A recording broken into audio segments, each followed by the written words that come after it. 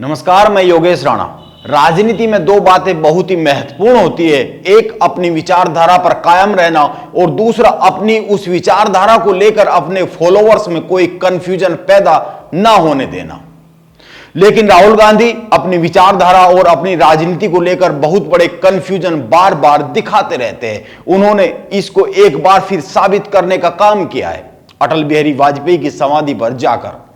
कई लोग इसे राहुल गांधी की समझदारी के तौर पर पेश कर रहे हैं, लेकिन आप पहले कुछ बातों पर गौर कर लीजिए, इसके बाद यह तय कीजिए कि यह राहुल गांधी की समझदारी है या फिर राजनीतिक दिवालियापन।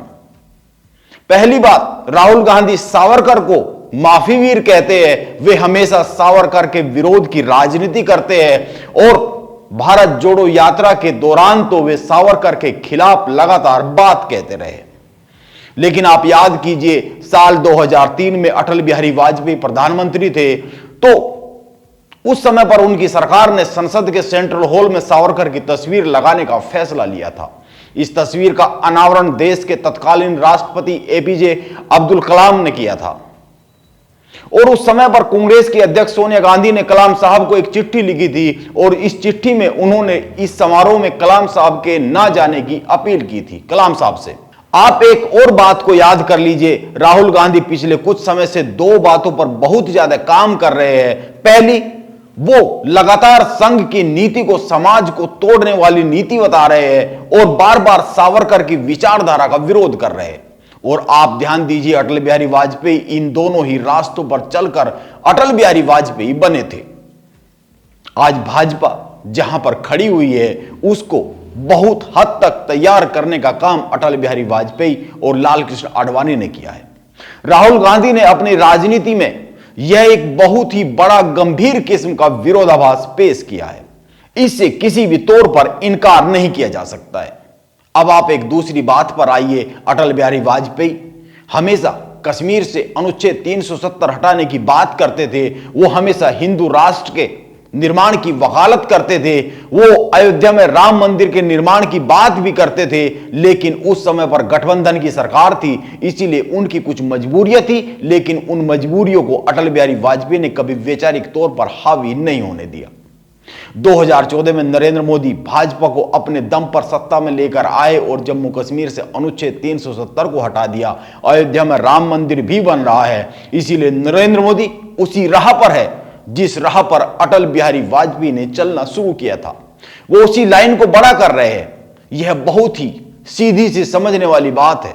आप सोचिए, अगर उस समय पर भाजपा के पास 300 के पार सांसद होते जैसा कि आज है, तो क्या उनमें से बहुत सारे काम उसी समय नहीं हो गए होते जो आज नरेंद्र मोदी कर रहे हैं? यह गौर करने वाली बात है।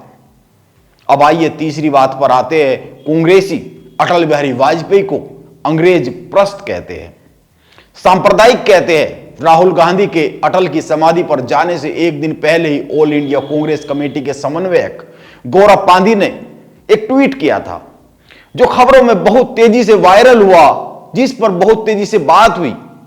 उन्होंने अटल बिहारी वाजपेयी को अंग्रेजों का मुखबिर बताया था। उन्होंने अपने ट्वीट में लिखा था, 1942 में आरएसएस के सभी सदस्यों की तरह अटल बिहारी वाजपेयी ने भी भारत छोड़ो आंदोलन का बहिष्कार किया था। जो इस आंदोलन में शामिल थे उनके खिलाफ वाजपेयी ने अंग्रेजों के लिए मुखबिर का काम किया था, मुखबिरी की थी।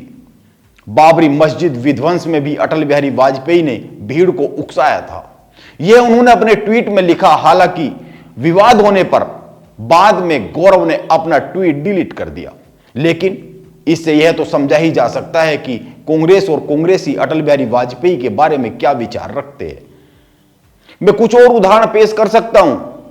आप याद कीजिए, 1998 में वाजपेयी सरकार ने पोखरण में परमाणु परीक्षण किया, जिस पर पूरे देश में जश्न मनाया गया। लेकिन कांग्रेस नेता सोनिया गांधी ने 10 दिनों तक इस पर कोई बयान जारी नहीं किया था। इसके बाद 10 दिन बाद जब उनका बयान आया तो उन्होंने इसे भारत के लिए ऐतिहासिक जरूर माना, लेकिन साथ ही यह भी कहा था कि असली ताकत संयम में है, न कि शक्ति के प्रदर्शन में। एक और बात याद कर लीजिए, जब यूपी की सरकार केंद्र में थी उस समय कारगिल विजय दिवस नहीं मनाया गया था। कारगिल विजय दिवस हर साल पाकिस्तान के खिलाफ भारत की जीत के उपलक्ष्य में 26 जुलाई को मनाया जाता है। उस समय पर कांग्रेस की ओर से कहा गया था कि कारगिल कोई जश्न मनाने की चीज नहीं है। कांग्रेस के नेता की ओर से कहा गया था एनडीए ही इसका जश्न मना सकती है। इसके बाद यह मामला संसद में उठा तो तत्कालीन रक्षा मंत्री ए.के. एंटनी ने कहा था कि आगे से यह मनाया जाएगा। इन बातों से यह तो जाहिर ही है कि अटल बिहारी वाजपेयी, उनकी सरकार और उनकी विचारधारा, उनकी पार्टी और इसको लेकर कांग्रेस इतनी आक्रामक रही है। हमेशा से कांग्रेस अटल बिहारी वाजपेयी और उनकी विचारधारा पर आक्रामक रही है, तो फिर राहुल गांधी अटल बिहारी वाजपेयी की समाधि पर जाकर क्या संदेश देना चाहते हैं? यह एक बहुत बड़ा सवाल है। मैं राहुल गांधी के इस कदम को राजनीतिक और वैचारिक तौर पर एक कंफ्यूज एक्ट ही कहूंगा, क्योंकि मैं फिर कहता हूं, राजनीति में विचारधारा से समझौता नहीं किया जा सकता है। भाजपा के जब 2 सांसद थे, भाजपा उस समय भी इसी राह पर थी और आज 300 के पार सांसद है, भाजपा आज भी इसी राह पर है। यह ध्यान में रखने वाली बात है। इसी के साथ आप एक और घटना याद कर लीजिए। आरएसएस, भाजपा और इनके नेता हमेशा से मोहम्मद अली जिन्ना को देश को बांटने वाले इंसान के तौर पर पेश करते रहे। देश के बंटवारे का गुनहगार संघ और भाजपा जिन्ना को मानती रही है। लेकिन आप याद कीजिए, बात साल 2005 की है। उस समय पर लाल कृष्ण आडवाणी भाजपा के अध्यक्ष हुआ करते थे। वो पाकिस्तान गए थे, लेकिन वो वहां पर जिन्ना की मजार पर भी चले गए थे और जिन्ना को श्रद्धांजलि दे दी थी। इतना ही नहीं, आडवाणी ने वहां पर एक बयान भी जारी कर दिया था। आडवाणी ने जिन्ना को सेकुलर और हिंदू मुस्लिम एकता का राजदूत बता दिया था। और आप याद कर लीजिए, यह आडवाणी के जीवन की सबसे बड़ी राजनीतिक चूक रही है। इसके बाद आडवाणी भाजपा में किनारे लगा दिए गए और संघ आडवाणी की इस राजनीतिक चूक से बहुत ही नाराज हुआ।